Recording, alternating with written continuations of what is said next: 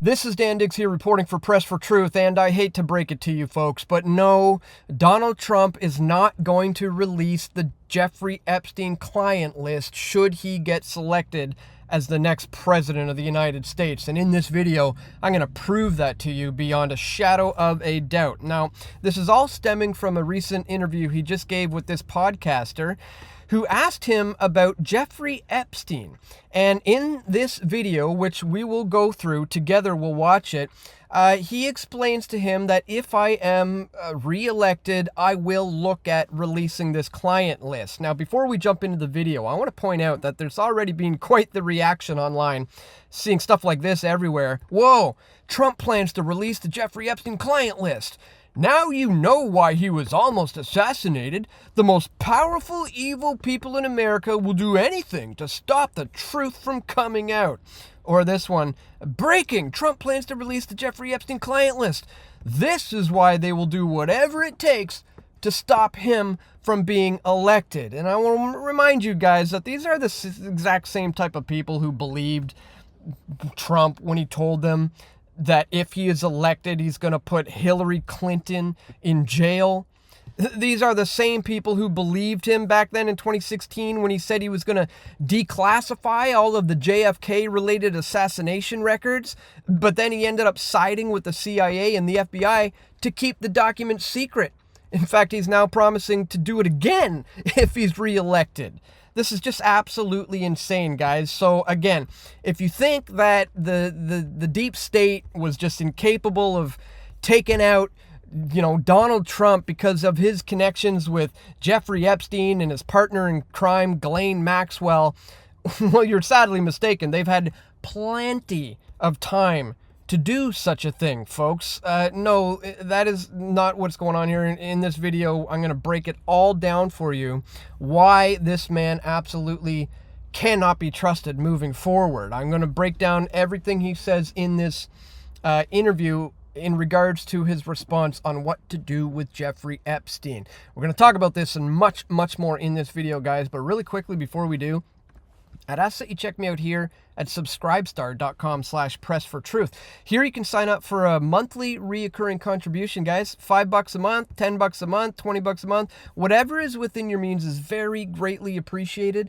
I cannot continue to do this work without the support that comes directly from you, the viewer. So if you guys have been watching Press for Truth and you have yet to contribute, please consider clicking that top link in the description below of whatever video platform you happen to be watching this on today. Thank you so much to everybody who takes 1 minute to support my efforts to bring you this information here at Press for Truth.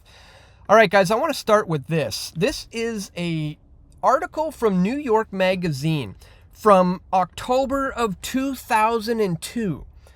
22 years ago, titled Jeffrey Epstein, International Man of Mystery. And I'll put links to all of this in the description below so you can check it all out for yourself. But if you scroll down here, this is a very telling paragraph right here. Epstein likes to tell people that he's a loner, a man who's never touched alcohol or drugs, and one whose nightlife is far from energetic. And if you talk to Donald Trump, a different Epstein emerges. Here Trump says, I've known Jeff for 15 years. Again, he's saying this in 2002, that he's known Jeff, he calls him, for 15 years. And he calls him a terrific guy. He says he's a lot of fun to be with. It's even said that he likes beautiful women as much as I do, and many of them are on the younger side. No doubt about it, Jeffrey Epstein enjoys his social life. And this is the same man who was seen in 1992 in this video with Jeffrey Epstein, the man who was a convicted pedophile, sitting here partying with the man, sort of dancing and looking at young women. And you could see right on his mouth here, he says, watch this. He points at a girl and he says, right here, she's hot. He makes a comment that this girl's hot over here. And, he says something that causes Epstein to just turn around in laughter, like, oh, wow, I can't believe he said that, or whatever. Keep in mind, guys, that this is happening in 1992. Now, I want to point you to this Guardian article here that points out that teen models and powerful men on private dinners.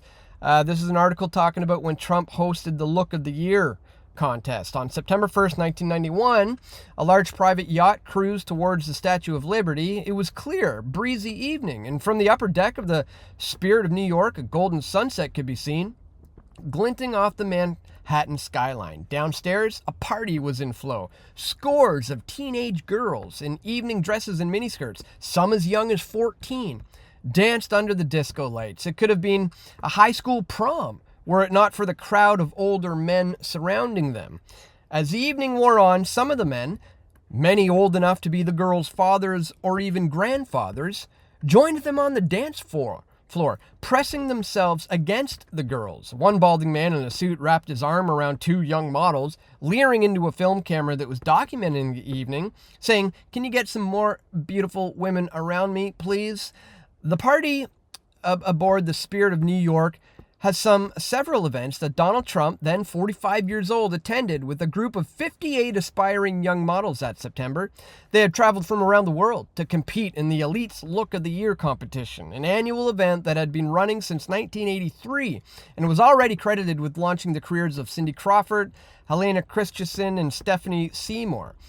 At stake was a life-changing prize, a $150,000 contract with the world's leading modeling agency, Elite Model Management, run by John Casablancas. Now, here's where it gets interesting. Trump was closely involved in Casablanca's competition. In 1991, he was the headline sponsor, throwing open the Plaza, his lavish chateau-style hotel overlooking Central Park, transforming it into the main venue and accommodating the young girls. He was one of the 10 judges. In 1992, the following year, Trump hosted the competition again. On a similarly golden evening in September of that year, another group of contestants boarded the Spirit of New York and chartered for another elite cruise. One of the girls on the boat was Shauna Lee. Now listen to this. She was then 14 years old, from a small town outside of Toronto. She recalls how the contestants were encouraged to parade downstairs one by one and dance for Trump, Casablancas, and others. Lee, an introverted teenager who loved to draw but hated school, was in New York for the first time. "A woman at the agency was pushing me," she recalls. "I said no to her. I don't see why me going downstairs and dancing in front of those two has anything to do with me becoming a model," she said. "No, you look great. Take off your blazer and go do it." So I walked down the stairs. I didn't even dance. I blew a kiss at them, spun around, and walked away. Now, again, I'll remind you, this is an account from a 14-year-old girl in 1992, right around the same time that Jeffrey Epstein was hanging out with Donald Trump, as they were both, ogling young ladies. And let's not forget the quote from the New York Magazine saying, "It's believed that he likes beautiful women as much as I do, and many of them are on the younger side." No doubt about it, Jeffrey Epstein enjoys his social life. Now keep all that in mind, guys, as we break down for you what was said in this interview. And again, we'll prove beyond a shadow of a doubt that he's going to do no such thing in regards to releasing the Jeffrey Epstein client list. So let's take a listen here. There's a moment where you had some hesitation about Epstein, releasing some of the documents on Epstein. Why the hesitation? I don't think I'm not involved. I never went to his island. Fortunately. I'm not involved, he says. First of all, yeah, he didn't go to the island, but we do have the Epstein flight logs where Donald Trump was on the plane at least 7 times. These are the receipts straight from the court records in the Ghislaine Maxwell case. So we know he's been involved. We've seen the multiple times that he's clearly been involved with these people. But he says, no, I didn't go to the island, so, I'm not involved. Let's continue. But a lot of people did. Why do you think so many smart, powerful people allowed him to get so close? He was a good salesman. He was, Again, still to this day, calling the guy, who we once said was a terrific guy, things like him being a good salesman. was a hale and hearty type of guy. He had some nice assets that he'd throw around, like islands. But a lot of big people went to that island. But fortunately, I was not one of them. Now, when he says big people, we're talking about politicians, famous, movie stars and actors, but more importantly, people who have a great deal of influence on society who were brought into this honey trap operation and, essentially, had blackmail held over them by Epstein and Maxwell. That's what he's talking about here, and that's what this list refers to. It's just very strange for a lot of people that the list of clients that went to the island has not been made public. Yeah, it's very interesting, isn't it? Probably will be, by the way. So if you were able to, you would be... Yeah, I'd certainly take a look at it. Now, Kennedy's interesting because it's so many years ago. They do that for danger, too, because, He brings up Kennedy.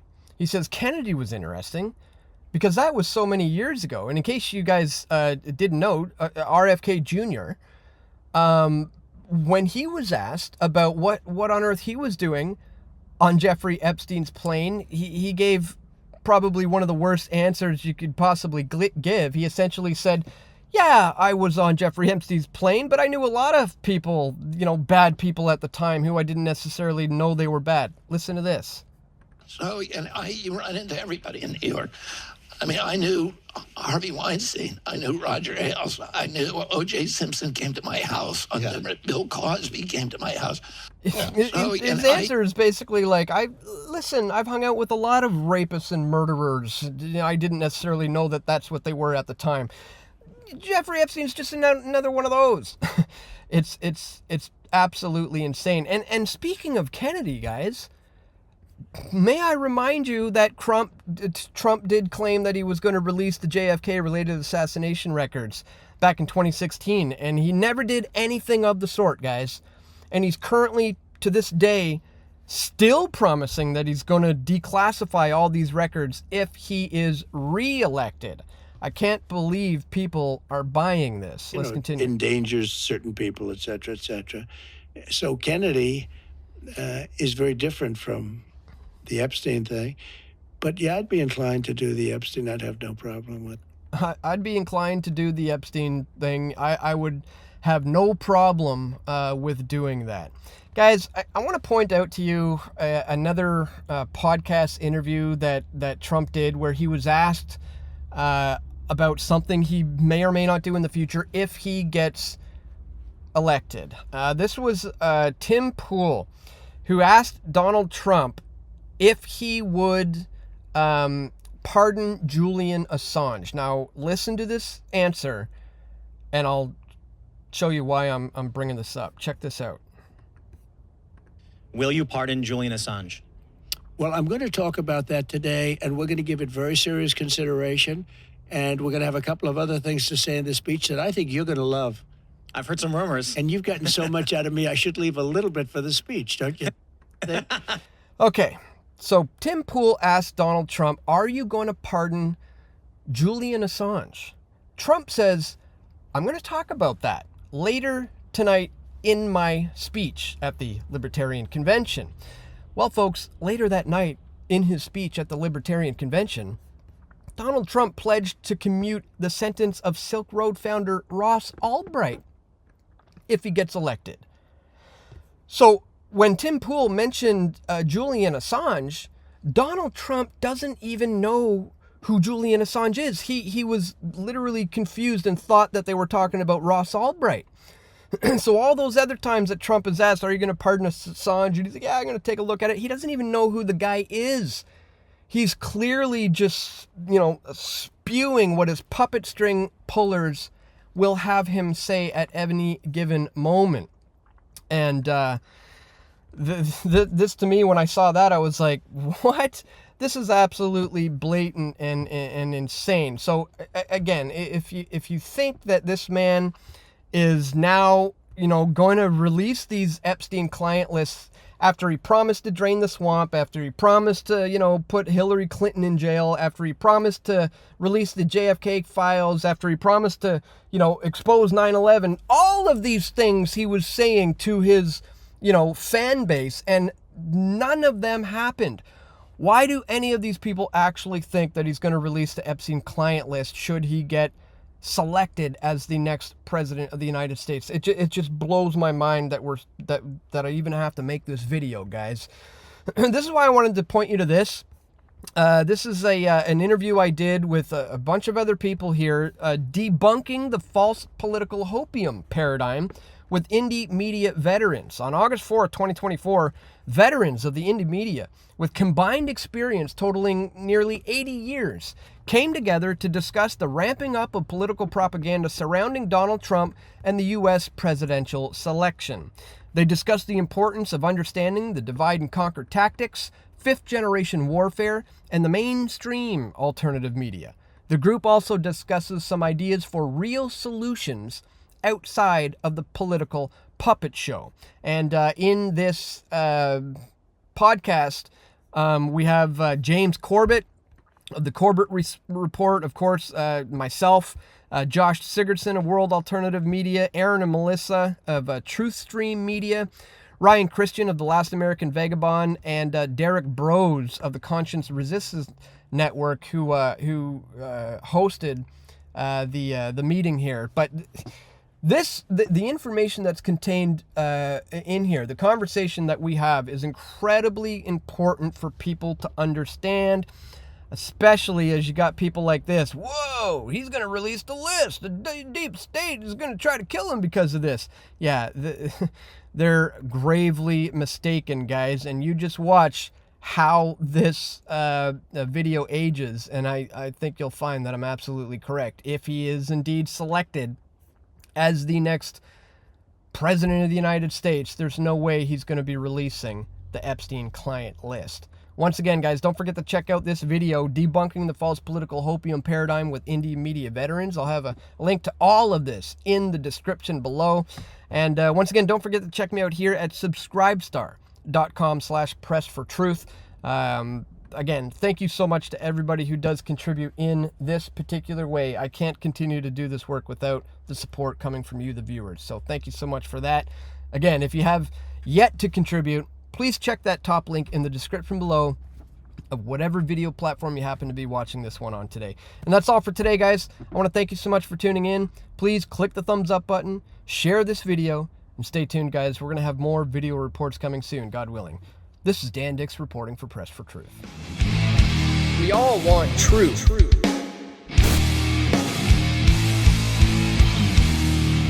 The truth will set you free.